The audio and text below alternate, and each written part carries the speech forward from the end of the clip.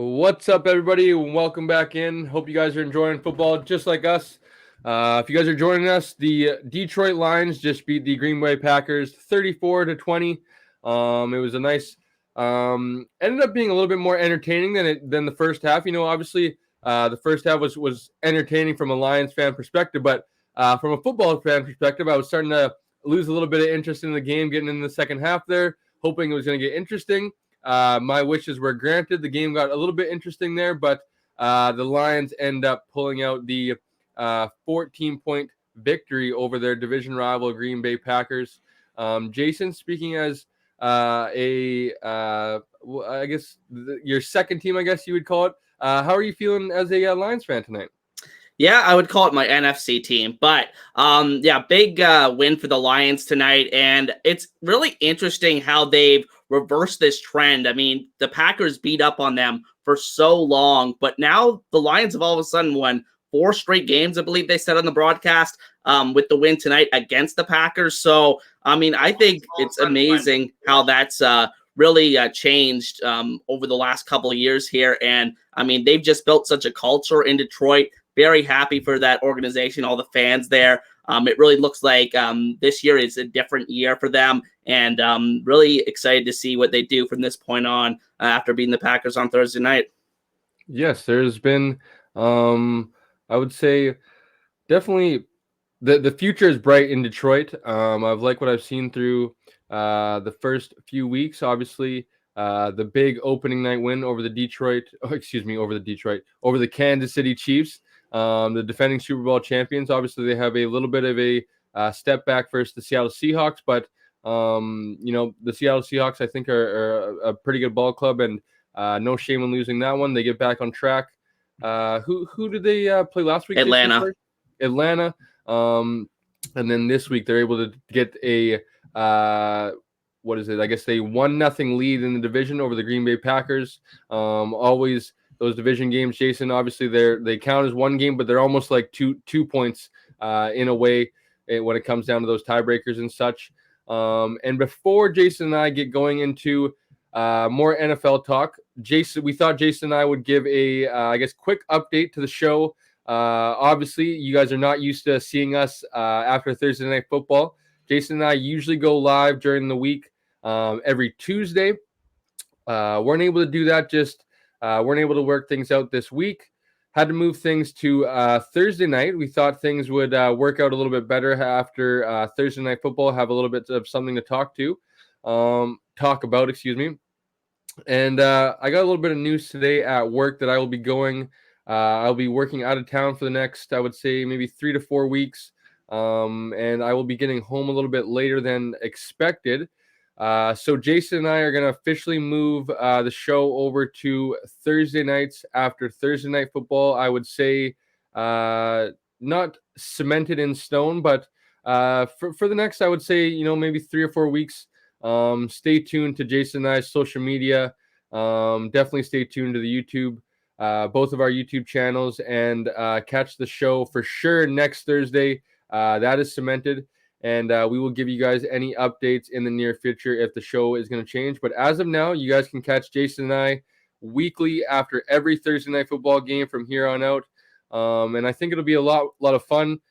Jason and I will have something to react to right away, as opposed to having that one day set in after Monday Night Football, the 2 days after Sunday Football. So I think it'll be a good time. And of course, we won't be recapping things. We will be more so previewing things after Thursday night, previewing the week ahead. But Jason and I wanted to do a quick little, our first segment of the weekly shows here. And we're going to call it the 2-minute drill. And not to forget about last week at all, because we had a lot of things to talk about. Jason and I were excited to talk about some big things on Tuesday night that happened last week. We weren't able to do that, and we were going to call it the 2-minute drill. Jason and I are going to have 2 minutes and go back and forth on some of the hot topics of the previous week in the NFL. So, Jason, I guess I will get going with no other place to start it, man. The Miami Dolphins put up a historic score, a historic stat line, 70 points, something you see in preseason college football and or Madden. Just an absolute crazy performance. I believe it was the first time 70 points has been scored since 1960s, if I'm not mistaken. I believe they also had 720 something all-purpose yards, which is I want to say, was it the most in NFL history, Jason? I didn't see anything about the yardage thing, but I think you're right about the points being the highest since 1960 something. I also will add 4 touchdowns for Raheem Mostert and 4 touchdowns for Devin Achon as well. So that's pretty damn impressive. You don't see that very often. 4 touchdowns for 2 players on the same team in the same game. And to be honest, Jason, I think we've been fairly, unbiased. And when we talk about the Miami Dolphins, we've admitted as Buffalo Bills fans that the Dolphins are a very good team. But, man, seeing as that we're having to play them this Sunday, I don't want to give them too much credit and sound like I'm bowing down too much. But, man, the Miami Dolphins, Jason, are looking very good right now and are a very scary opponent. So moving on, we had the Vikings stay winless against the LA Chargers, and they lost 28 to 24. Both two teams that we talked about on last week's show about them having bad luck. The Vikings end up charging this time and end up coming out on the short side of things. A lot of question marks, I feel like, going on in Minnesota moving forward at 0-3 start. And lastly on the week, we had the Arizona Cardinals upsetting the Dallas Cowboys 28-16. Josh Dobbs, I believe, is signed. I don't know if it was off the street exactly, but I don't know if he had a home this offseason. He signed a few weeks before the season, comes in and has a gutty performance and wins a ball game for the Arizona Cardinals. That'll wrap things up for last week. Jason, is there anything you want to touch on? Maybe Miami Dolphins, Dallas Cowboys, anything like that? Yeah, I wanted to touch on Josh McDaniels' bizarre decision in the Steelers-Raiders game on Sunday Night Football. So the situation was that the Steelers were up by 8 points, very little time left in the game. They just barely had enough time to kick the ball to the other team and hope for a 3-and-out to get the ball back. But they were down by 8 points, 1-possession game, obviously. They get the ball inside the 10-yard line, and they decide to kick a field goal instead of trying to go for the touchdown, even though, it was still just a 1-possession game. So I thought that was bizarre. And, the Josh McDaniels coaching tenure in Las Vegas is not as good as, it's looking pretty much the same as his time back in the day with Denver. So really struggling as a head coach in Oakland or Las Vegas. It's been I'm not too sure if you've seen what Chandler Jones has been kind of up to on social media. That doesn't look good as well. It really appears that the Vegas building there is it's under fire for sure. Not the headlines that you'd want to have as an NFL franchise. And personally, I know we probably can't fit it under the cap, but I would love to see maybe Max Crosby or somebody, maybe a couple of those free agents in a Bills jersey, but, not a good time to be a Vegas Raider. It definitely doesn't look bright. And I'm definitely just curious what their plan is here. I feel like they've not really embraced the full-on rebuild yet. You signed a Jimmy Garoppolo, somebody that I feel like you're a veteran quarterback that you hoped would lead you into a potential playoff spot. I probably don't even need to get into the mess about the Josh Jacobs and the running back situation. I would imagine this is his, but I would imagine he's probably questioning, maybe not holding out, but just the Raiders organization doesn't seem like a real positive organization to play for right now. And definitely tough times in Las Vegas. So, Jason, let's get back to Thursday Night Football, if you will. I want to ask you a few questions that kind of pique my interest. You being the Lions, your NFC team. I'm curious, do you think the Detroit Lions belong in the top tier in the NFC? No, I wouldn't say quite yet, but I think they're in that second tier of teams. I think I would put Philly and San Francisco in a tier of their own right now. But I don't know if those teams play Detroit this year. It will be interesting to see how they match up with Detroit, because I think Detroit and Philadelphia actually played a really good game week 1 of last year. Went back and forth, and Detroit almost came back. So, I mean, the Lions, you really can't count them out against any opponent, but until I see them beat one of those teams, I can't put them on the top tier of the NFC just yet. Yeah, I would agree with you. I think unfortunately for Detroit Lions fans that probably want or feel like they are in that echelon. I agree with what you said of until they beat them or until we see them play or hang with those teams. I feel like San Francisco and Philadelphia are battle tested. Detroit isn't quite there yet. Obviously, they did have an impressive season last year, but I think a little bit more to prove. But they're this close away from, I think, belonging in that top tier. If you look at their roster, Jason, it's really well built in my opinion. I think from top to bottom, you have a lot of I would say,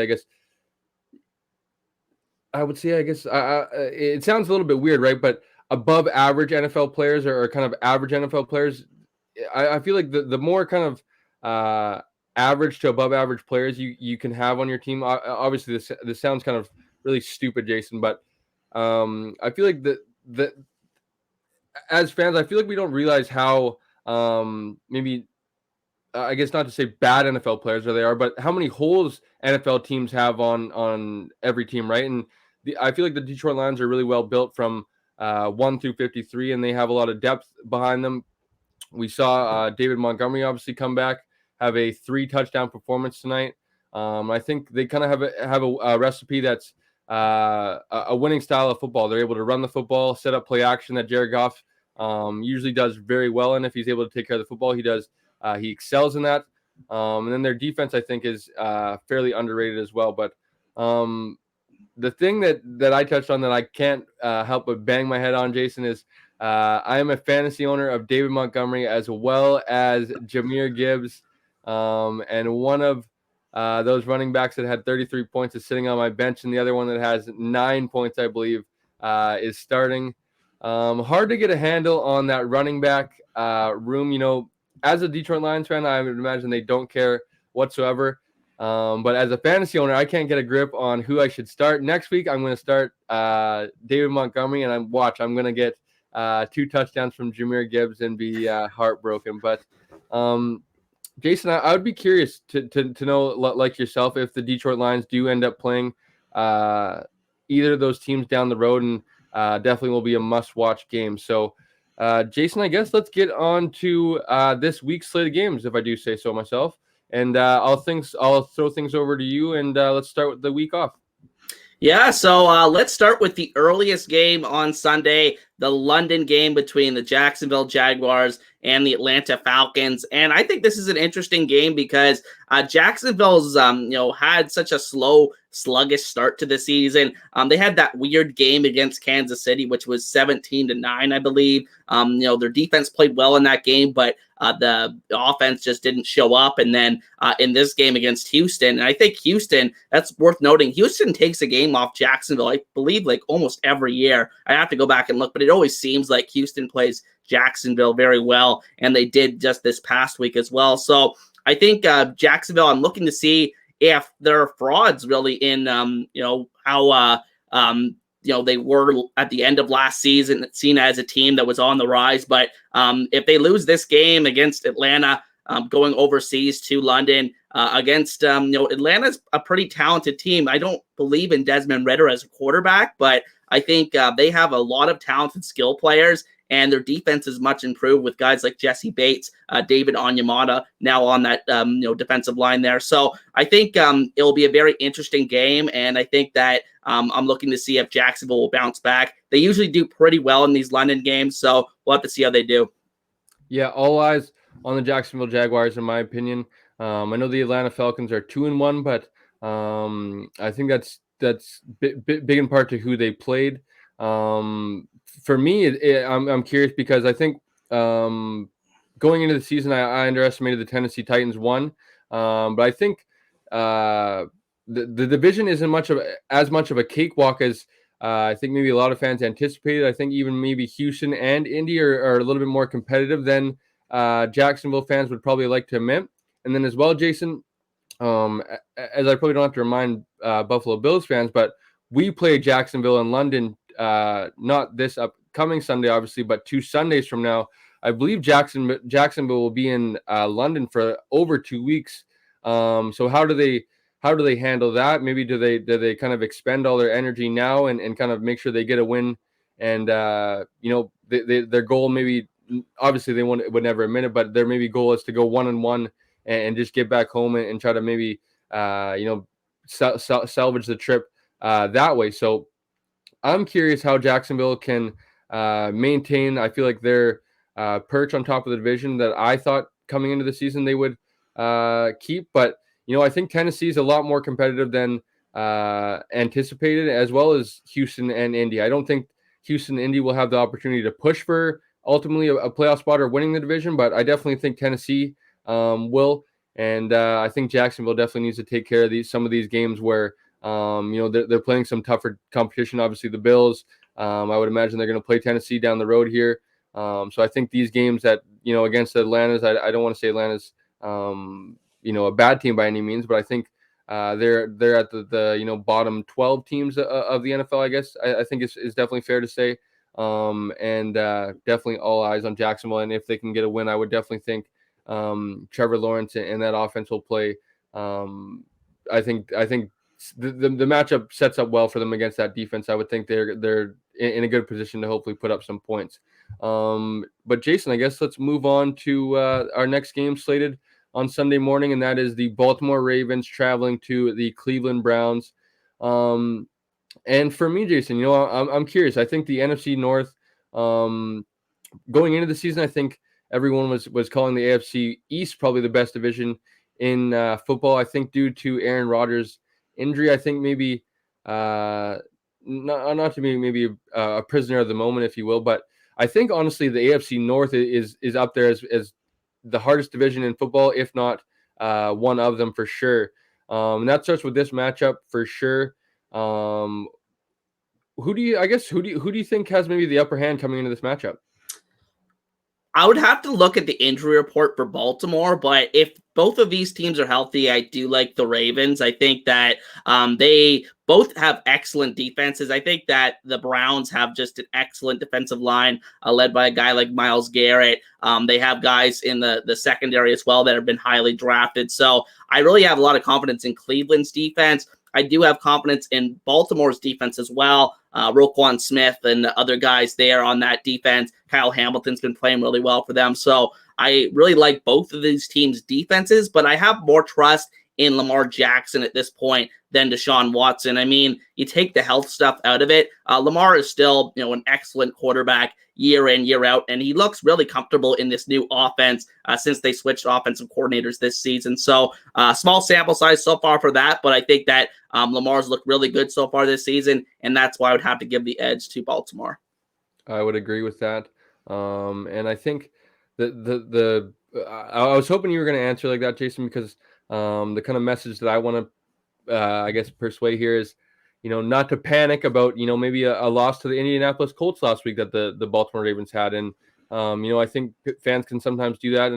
And some of these teams that have some of these quarterbacks, I feel like they can maybe tend to forget with how, social media, the next new thing comes about and you're starstruck. But, I think Lamar Jackson is rightfully, you don't just luck into winning MVPs by any means, right? And I think Lamar's up there amongst, the top 5 to 7 best quarterbacks in the NFL. And I think when you have one of those quarterbacks, he gives you a chance to win every Sunday. I think the thing that maybe fans probably didn't pay attention to, and something that you mentioned, Jason, is the injury report. I believe Ronnie Stanley, the Baltimore Ravens left tackle, did not play last week. I'm not too sure. Haven't seen any injury reports or anything like that out there on social media if he's playing or not this week. But I think that would be a key factor into this game as well. Yeah, they had a bunch of guys out last weekend, so I think I was listening to a podcast. He was saying that they had like 10 starters or something like that when you factor in both sides of the ball last week that were out by the end of that Colts game. So And they had some brutal luck in that game, a couple of horrible drops by the receivers. So, I mean, I'm not going to hold that loss last week against the Ravens. Exactly. So, looking for the Ravens to bounce back. But that being said, I think also it being a divisional game, I don't count out the Cleveland Browns by any means, and I think they have a shot. I think we saw last week, right? Nick Chubb goes out with injury. I believe Ford had 2 touchdowns last week. He stepped in, did very well, and I think they know who they are, right? They know Deshaun Watson maybe isn't Deshaun Watson of old, but they know he can still throw the ball fairly efficiently. They know that he can hit a big play or two, and they know that they have a mauling group up front in that offensive line, and they know that they can run the football, get into play action, and then let Myles Garrett kind of hopefully go in and get some extra possessions for their offense and hopefully make things close. So I think this will be a close game, but ultimately I got the Ravens overcoming the Cleveland Browns as well. And I think as of now, until the Cincinnati Bengals, who we'll talk about next, until the Cincinnati Bengals start to climb out of their hole, I think the Baltimore Ravens are rightly so the best team in the AFC North. So let's get into the Cincinnati Bengals, and they travel to the Tennessee Titans, Jason. I think this is going to be a good matchup as well because obviously the Bengals get back on track last week. They get their first win of the season. But I don't think this is as easy. Like I said, I definitely underestimated the Titans coming into the season. Maybe thought Derrick Henry's going to get a little bit older. Don't love everything that I've seen from Ryan Tannehill over his career, but I think they've gone to prove me wrong. And I think that just goes to show the culture that Mike Vrabel's kind of created there in Tennessee and how they kind of expect to be competitive year in and year out, and you know what you're going to face when you play the Tennessee Titans. So how are you feeling about this matchup, and do you think the Cincinnati Bengals should be feeling confident coming in? Well, it's interesting because the Titans and Bengals are both 1-2 on the season, I believe. So the Titans and Bengals come in with the same record here, and they're both veteran teams that have been, accustomed to the playoffs the last few years here, and been perennially among the best teams in the AFC. So I think it's very interesting to see what team snaps out of the funk, the fastest, and who can get back on track and win this game, get back to 500 is a big deal because if you lose this game, you go to 1-3. So I think it's a big deal for both of these teams to win this game. And I think it's worth noting that these two teams have played a lot of big games over the past couple of years. They had that wild card divisional round game a few years ago between the Titans when they were the number 1 seed, and the Bengals went in and knocked them out despite Joe Burrow getting sacked like 12 times or something. Excuse me. But there was a crazy game, and they played some crazy games over the past couple of years. So really interested to see how this game turns out. Yeah, Jason. So for me, I think this is kind of maybe the first step of the Bengals returning to form. I think we saw a little bit more. Obviously, we saw the emergence of Jamar Chase, which I think just opens up everything in that offense. And I think Joe Burrow, I know he's a little bit banged up, but I think he'll continue to round into form. And I think that Bengals offense will start to take off here. And as much as I think DeAndre Hopkins, that kind of 3-headed monster that Tennessee's built down there, I know D-Hop hasn't had the craziest numbers by any means, but I think he's doing everything that they've probably envisioned bringing him in, and that's just being an extra threat. And when the ball's thrown his way, make sure that you bring down the ball, and they know where their bread's buttered, and that's with the ball in Derrick Henry's belly and letting him run. So curious to see how this one plays out. Definitely a little bit bummed that these two games are at 10 o'clock.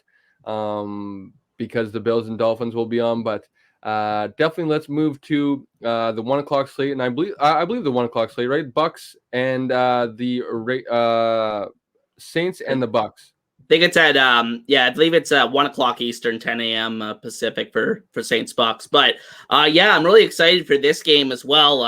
Assuming that the Jaguars can beat the Falcons. The winner of this game will have sole possession of first place in the NFC South, go to 3-1 on the season. And I'm very interested to see if there's a drop-off between Derek Carr's level of play and Jameis Winston, if there's a massive drop-off. Obviously, they're not the same quarterback. Carr, a much more, consistent player, doesn't turn the ball over nearly as much. But I think Winston brings a little bit to this offense and a little bit more perhaps big playability. So I'm really interested to see, if Chris Olave, Michael Thomas can get going in this game, some of those Saints weapons. So interested to see how that one plays out. And now Baker Mayfield also plays for the Bucks in this game. I'm really kind of rooting for Baker. I think it's weird because, I never was a fan when he was in Cleveland, but I feel like the fact that Cleveland kind of dumped him to the curb, even though he was their best quarterback in a long time. I think the redemption of him in the NFL, if he could reemerge as, a consistent NFL starter, I think it would be pretty cool. So I'm very interested to see how this Tampa New Orleans game turns out. Yeah, I as well. Yeah, I enjoy watching the NFC, Jason, because I don't really have to root against them until Super Bowl time. So I too was a fan of Baker Mayfield coming out of the draft, and then the way kind of Cleveland dumped him to the side for Deshaun Watson, I didn't really enjoy that, and definitely rooting for Baker to continue to prove that he is a NFL caliber starter and he belongs in the NFL, and he was taken number one overall for a reason. This game definitely intrigues me a lot because I was definitely high on the Saints, but excuse me, I didn't. I believe. What was the score, Jason? Did you see when Derek Carr went out last week? I believe Jameis Winston came in and they were up. I want to say at least a touchdown before the Green Bay Packers came back on the Saints last week. Yeah, I'm not too sure what. I know they blew a 17. I think it was 17-0 fourth quarter lead. So I'm not too sure when Carr got injured in that game. I thought it was a bit earlier. It was, and I think Jameis probably is one of the of the backup quarterbacks, probably up there towards the top end of backup quarterbacks, but didn't really love what I've seen. And I don't think I think he's a backup quarterback for a reason now, right? I think he's very inconsistent. It's unfortunate because I think he's been in New Orleans now for a number of years. I know the offense has changed a little bit, but you would think he'd have a little bit more better grasp of the system. But with the weapons around him, maybe they are able to create a game plan that supports them. But I'm curious to see how this one plays out. I believe Mike Evans had 200 yards last week, right? 200 yards? I know he had a touchdown. I'm not too sure. No, it was Keenan Allen. Oh, yeah. I had him on my fantasy team, so that was pretty sweet. my mistake. But I enjoy the weapons that I think Tampa has. I would like to see them use Rachaad White a little bit more, but curious to see how this one plays out. And I think, I'm probably going to lean towards maybe Tampa in this one and pulling off I don't know if I'd call it a sneaky upset, but pulling off this one, I think I'm going to roll with the Tampa Bay Buccaneers led by Baker Mayfield. So let's get into another matchup that I'm intrigued about, and that's the New England Patriots at the Dallas Cowboys at Jerry World. And how do you see this one playing out, Jason, after the Cowboys lost to the Arizona Cardinals last week? Well, I think it's interesting because, the way that the Cowboys lost that game, it feels like they lose a game like that every year. It seems like the Cowboys, get a big upset against them every year. So I'm not reading too much into it, even though it was the Arizona Cardinals that they lost to. So I do expect Dallas to win this game, but New England's always a wild card. I think that if they can muck it up and make the score pretty low scoring, they have a chance in pretty much any game. But the problem is when they play at explosive offense, Dallas could be one of those teams that could put on points in a hurry. So, I'm really interested to see if Dallas can get out to a lead in this one and make New England play catch up, which is not something that they like to do. So I think at the end of the day, that's what I'm looking for in this game. And if New England can keep it low scoring, they have a chance. Yeah, I anticipate the New England Patriots muddying this game up as much as they can. Bill Belichick doing what he does, taking away the team's best option, making them play left-handed. I expect definitely a low-scoring slugfest type of game. But that being said, I expect the Dallas Cowboys to come out on top. I just think the Patriots won't be able to score as much as the Cowboys offense, and I think that Cowboys team will be very hungry and probably PO'd after losing last week. I would expect Micah Parsons to probably be hunting Mac Jones all night. So expect a low-scoring, muddy type of a game, sloppy game, maybe not the best game to tune in if you don't like defensive football, but Expect a good one on the defensive side and the Cowboys to pull it out. And that leads us into Sunday Night Football, Jason, with I believe the Kansas City Chiefs traveling to New York. I guess let's talk about it, Jason. We're an NFL show. We might as well. Sounds like the Swift Mania is traveling to New York. I believe she will be in attendance from what we're hearing. Jason, what was your thoughts on last week's Kelsey Swift Mania and all the attention it got? Well, I think it's pretty cool. I think that people poo-pooing on it. I don't really agree with that. I think that we're in the entertainment business. I think it's cool that one of the biggest celebrities in the world is dating an NFL star, and that she's going to all these games. So I think it's pretty cool, and I think as the games go on, I don't think there's going to be as much attention drawn to it as it was her going to the first game. So I don't think it's a big deal. I think it's pretty cool. I agree. Not a Swiftie. I wouldn't say I'm a Swiftie myself, but from what I hear, Taylor Swift's quite the legend. From everybody that I heard that goes to her live show, she puts on quite the performance. But for what I'd say to those people that are, I don't want to see Taylor Swift on my screen. I definitely maybe see where you're coming from when maybe you're watching the game. But as far as what she's going to do for the NFL, I mean, if maybe you aren't aware, I believe Travis Kelce's jersey sales went up some ridiculous amount the next morning. The viewership numbers, I don't have them here in my notes, but I believe they were up there pretty high, and that's going to bring more numbers, bring more money revenue to the NFL, I feel like. And I'm not too familiar with the Swifties is what they're calling them, but as long as they're not too toxic, the more NFL fans, the better. I feel like that'll kind of only drive up the game and the popularity of the game even more.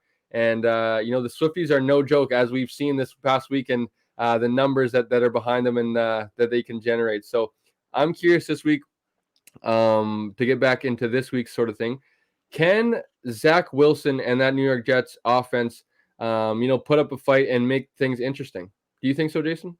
I don't think so. I think that the only way that the Jets win this game is if their defense has a game like they had against the Bills and takes the ball away a bunch.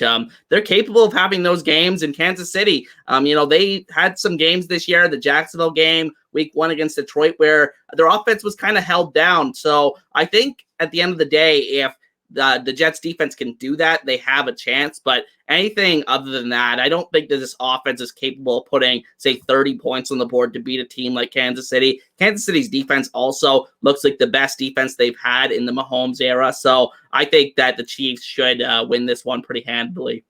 And to lead off your point of the best defense in the Chiefs era, it is a young defense, which is a little bit scary to think about as well. Young, they don't have to pay anybody outside of a Chris Jones, which they obviously just did. But you paid Mahomes. Kelsey's not going anywhere. If you're able to build this defense for the next 3 or 4 years till they're out of their rookie contracts, I've never wavered, folks, but the Chiefs are not going anywhere. They're definitely going to be, I would say, I guess maybe this generation's New England Patriots of consistently being a pain in the ass and having to get through them to go to the Super Bowl in the AFC. I guess the one thing I would say positively from a New York Jets perspective, Jason, is, I definitely did my fair share of laughing at and clowning Zach Wilson through his Jets career, but he got some pretty harsh criticism from a Jets legend this week. I believe Joe Namath is kind of calling for his job, if you will, but I'm not too sure if you were able to see the clips of him at practice being asked by the reporters, but I thought it was very professional of him, and I definitely respected him a little bit more as a player and a person, definitely outside of football. But I believe the reporter kind of was probably looking for a reaction from him, asking about did you see the comments that Joe Namath made? And he had nothing but Joe's a legend, and he's able to feel the way he wants to feel, and I believe he said let's hope we can prove him wrong this week. So shout out to Zach Wilson, except for when you play the Bills, which for some reason you end up always beating the Bills. I believe, Jason, I was looking for the other quarterback that's a rookie quarterback that's beaten Sean McDermott. It is Mac Jones and Zach Wilson are the only 2 rookie quarterbacks to beat Sean McDermott in his Buffalo Bills career. Zach Wilson obviously getting the week 1 victory pretty much after Aaron Rodgers going out after 4 plays.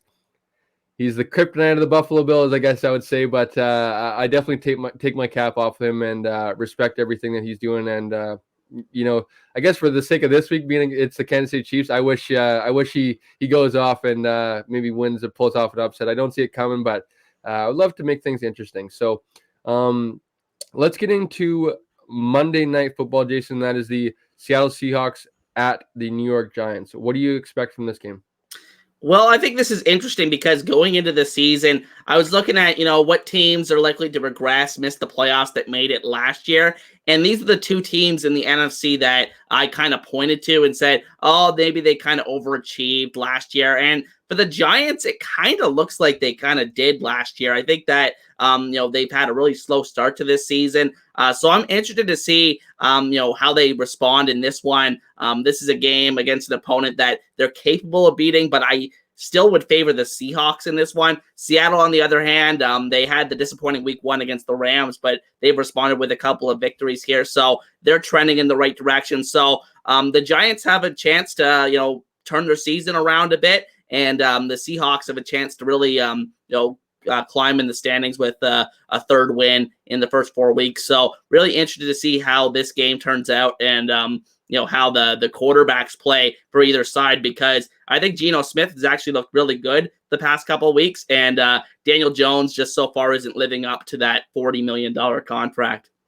Yes, I too am intrigued about this matchup, Jason. The Giants, seeing as that their offense is built around Brian Dable. I don't want to say as an identity. I don't know who the Giants are, but as a team, I don't know who the Giants are. Are you that playoff caliber team last year that was able to get into the playoffs, look fairly decent, last year, and or are you kind of this team that the 6 quarters of not scoring any points? And I'm just curious of who the Giants are as a football team, not so schematically or those sort of things. I feel like defensively they have a fairly decent unit, but offensively, what they kind of like to do, right? Especially from Brian Dable, they're gonna kind of they know where their bread's buttered as well, right? Saquon, they're gonna live with Saquon Barkley. I know he's injured, but they're gonna live with kind of running the football and then setting out play action, letting Daniel Jones try to take advantage of his big arm downfield, as well as running Daniel Jones for as much as Brian Dable likes to do that. But I'm curious, who are the New York Giants? Are you guys gonna live around that kind of messy middle of being maybe a 7 and what is it now, 7-10 type team, 8-9 type team, or are you gonna be that playoff caliber team and really excel going forward? So curious to see. I think the Seahawks probably end up pulling this out because I'm a little bit more confident in the Seahawks team as a whole, more than the Giants. But I would definitely have my eye on this one Monday night. I guess I hope so, Jason. Actually, I guess I forget on Monday nights now. I missed the ending of Monday Night Footballs now with my touch football league starting last week, Mondays and Wednesday nights. I'm going to be missing the end of that game, so I hope it's not too good or I'm going to be missing out on the fun. But Jason, that'll wrap things up for week 4 in the NFL. I can't believe we're already week 4 in the NFL. That'll wrap things up for the show, folks, and we will see you guys next week. Just kidding, Jason. We couldn't get out of here without talking about the big matchup. There's a few people calling it the game of the year potentially. The Buffalo Bills will host the Miami Dolphins this Sunday, 10 a.m. Not sure how this is not a Sunday Night Football, some sort of primetime type game, even a 1 o'clock game. But CBS is bringing in their big guns. I believe it's Tony Romo, Tracy Wolfson. So, Jason, how are you feeling about this matchup personally? I am slightly confident in the Bills in this one. I think that just the recent history of the Bills versus the Dolphins gives me hope that the Bills can win this game and that they can come up with some kind of game plan to slow down this 70-point offense they have in Miami. But I think Miami right now is playing like one of the top 3 teams in the NFL, probably playing like the best team in the AFC so far this season. So very interested to see how the Dolphins play in this one against Bills defense that's looking very good under Sean McDermott, who also is the head coach, of course, that took back the defensive coordinator responsibilities this offseason. So I think that's making an impact for the Bills. The defensive line, I got to give them a shout out because they've looked really good the first 3 weeks of the season, but they have not played an offense like this. And the Dolphins likewise have not played a defense like the Bills. So very interested to see that particular matchup. And then on the other side of the ball, I mean, if this game turns into a 30-point shootout, do the Bills keep up in this game? Because I don't think it's been a while since the Bills have really been in a game like that, I feel like. So I think I'm interested to see if they can match the Dolphins' explosiveness if it comes to it. I too am confident in my team. I've always been confident. My confidence has never wavered in the Buffalo Bills here in the last, I would say, maybe 24 months. In the past 2 seasons, I would say. That being said, I have never been I'm trying to think to the words here, Jason, to not give Miami too much credit, but I don't want to say the least confident because that sounds I don't want to give Miami too much credit, but I really feel like this is probably Miami's time to capitalize on their a lot of people try to say that the Bills missed out on their window. I feel like this is the start of the Miami's kind of window. I know Tua and a few of those other guys maybe aren't Tyron Armstead, Jalen Ramsey, Xavier Howard. I know a few of those guys aren't the youngest of players, but they have Jalen Phillips, Wilkins, Javon Holland, Jalen Waddle.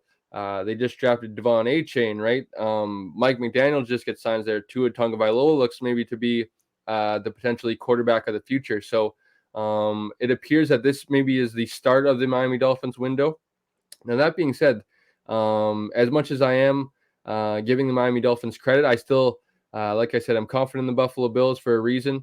And I want to say in the last 10 matchups, I want to say the Buffalo Bills are 9-1 against the Miami Dolphins. So, the Buffalo Bills know how to take care of business against the Miami Dolphins. Now, that being said, we haven't, I don't know if we really played this Dolphins, right? So, last year, obviously, we go into week 3 and we play the Miami Dolphins down there, and a lot of injuries. I believe we had no Micah Hyde, a few other injuries here and there, but end up losing that one on, Jason, to maybe remind a few folks on some random plays that happened, but the block. The Miami Dolphins, I believe it was the Miami Dolphins kicker that punted the ball off his upback's backside. It goes out for a safety. Just some weird plays end up happening in that ball game. Obviously the last play of the game, Isaiah McKenzie's gets a reception on the under route. He's not able to get out of bounds. The Bills aren't able to spike the ball before time runs off the clock. So rightfully so, the Miami Dolphins get an early season victory, but later on in the season we face I believe it was later on in the season when Tua Tagovailoa, we faced them in the snow.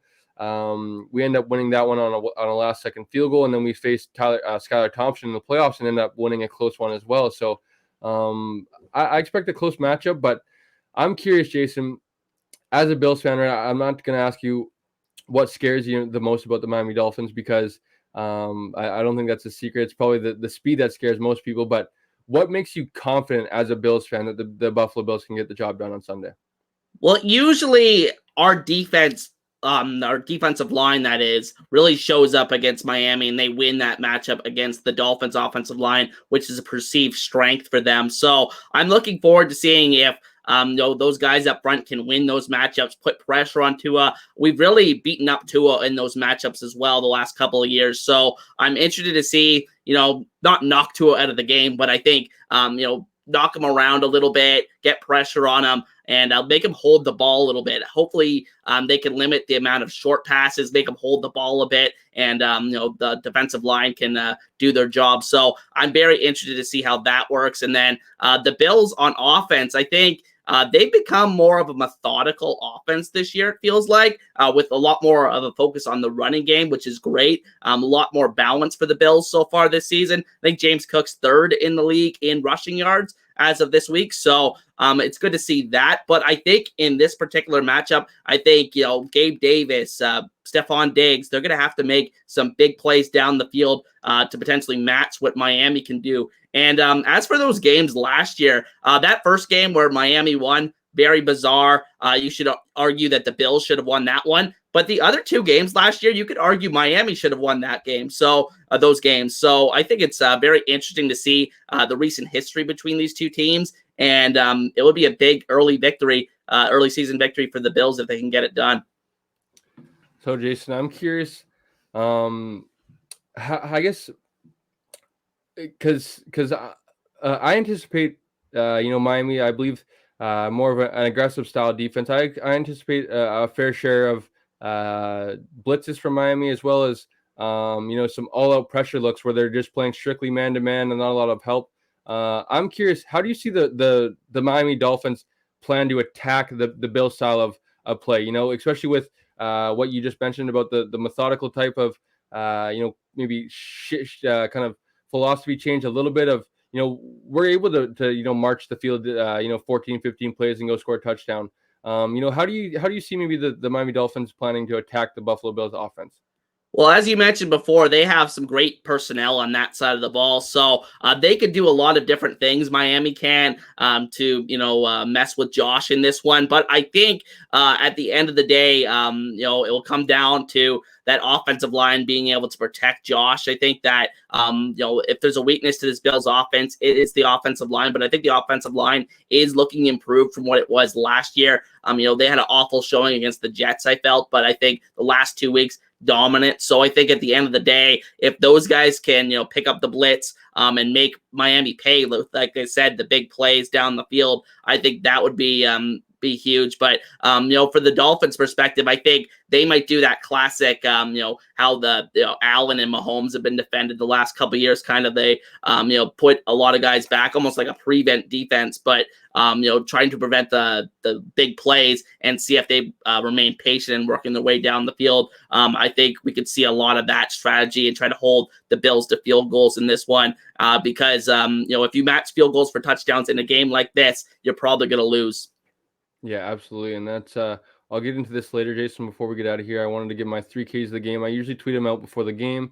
I already have kind of my 3 keys that I had in mind, but from a Josh Allen perspective, for me personally, I think I'm going to need Josh Allen to be, I'm going to need those 4 or 5 special plays from him this week. I feel like to win.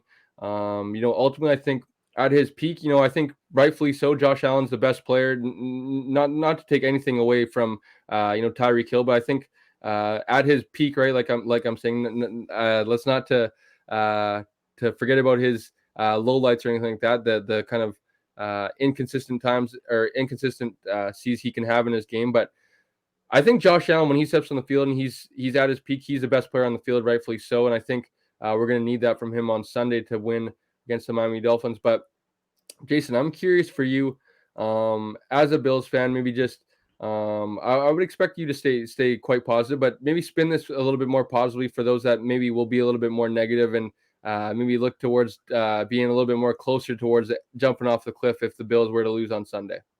Well, I mean, the first thing to say is the cliche thing that it's a long season. I'm not really that long of a season in the NFL, but I think that would only be their second loss. They'll be fine. I think the rest of their schedule has some challenges to it, particularly in the middle, as we talked about in our season preview show. But I think at the end of the day, the Bills are going to be favored against almost any team that they play. Not every team has the upside that the Bills do. It seems like you saw that the last couple of weeks where they played teams like the Commanders and the Raiders. And I think that going forward, the Bills are still one of the most dangerous teams in the NFL. I think that even if Miami wins this game, there is still a chance that the Bills come back and win the division by the end of the year.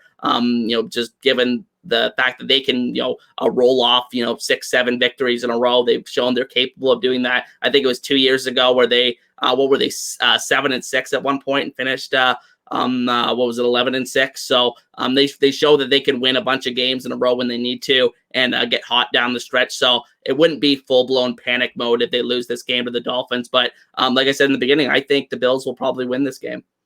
Absolutely. And I think people forget that we lost to these Miami Dolphins in Week 3 last year. We went on to win 13 games last year.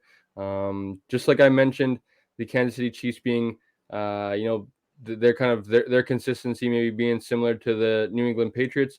I maybe test our consistency up to maybe where this generation's Indianapolis Colts or Pittsburgh Steelers, right? I think Miami Dolphins are maybe starting to write some of their consistency and maybe they're the Pittsburgh Steelers, if you will, right? And maybe I think fans forget that and when they're rooting, right? And rightfully so, right? They get so caught up and excited in their fandom, right? But something that I always try to kind of keep, I guess, maybe more a bigger perspective is, there's great players on every team, right? And as great as the Bills players are, maybe the Dolphins players are just greater on that specific day.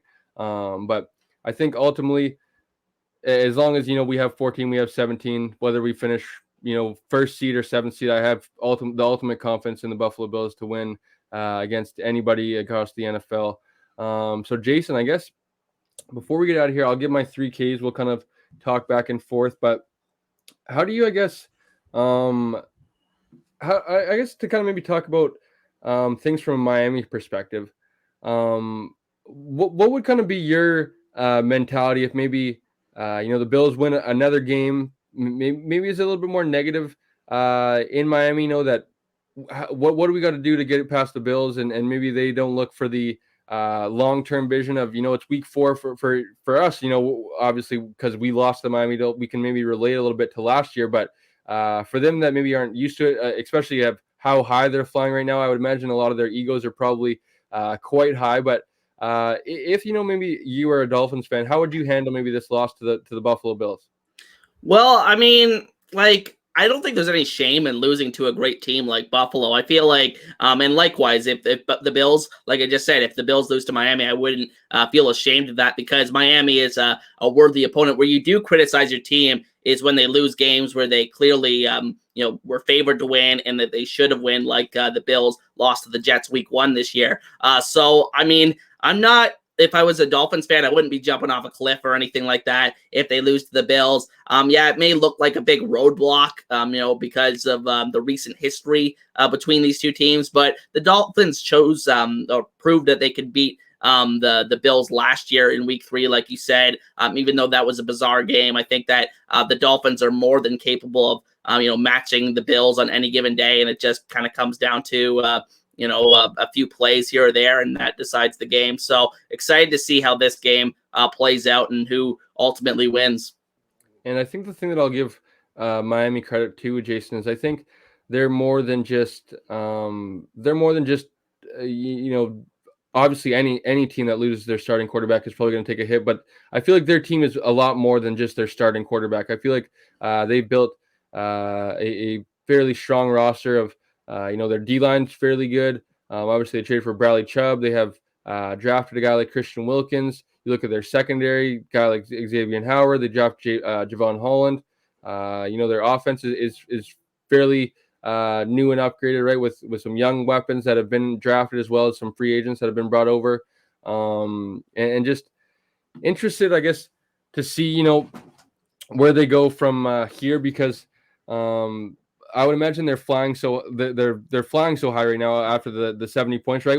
I could only imagine scoring 70 points in an NFL game and the kind of feelings I would be going through as a fan. And I would expect them to be feeling rightfully so confident coming into this one. And, as a Bills fan, I am confident as well. So, Jason, my 3 keys before we get out of here, buddy.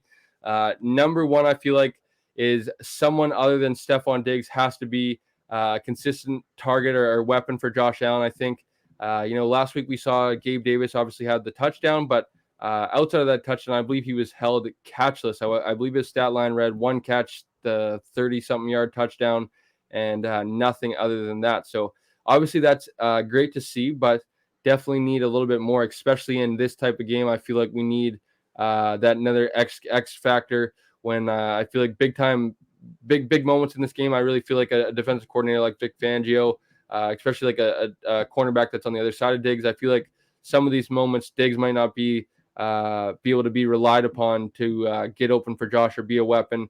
So I think somebody needs to be consistently getting open. being definitely a target for Josh in the passing game. Number 2, no surprise here. You're not going to stop the Miami Dolphins' speed by any means, but contain the speed of Miami Dolphins and limit their big play ability. They are obviously, I would say, the best at what they do in terms of stretching the ball down the field. So you're not going to completely stop it. And I would imagine that, you know, Tua or Jalen's probably going to get behind the defense once or twice this game. It's not going to feel great, but as long as you limit that and it doesn't happen as, you know, much as it did, let's say maybe last week, which it actually didn't because of the, I guess, 8 touchdowns by running backs. But, you know, you see, I believe it was a minute into the game, you see Tyreek Hill running behind the secondary level of defense in front of the safeties, and he's off to the races. If you give him a little bit of space, he can take it to the distance. So just I really feel like we need to contain the speed and hopefully limit the big plays as much as possible to give our team the best chance to win.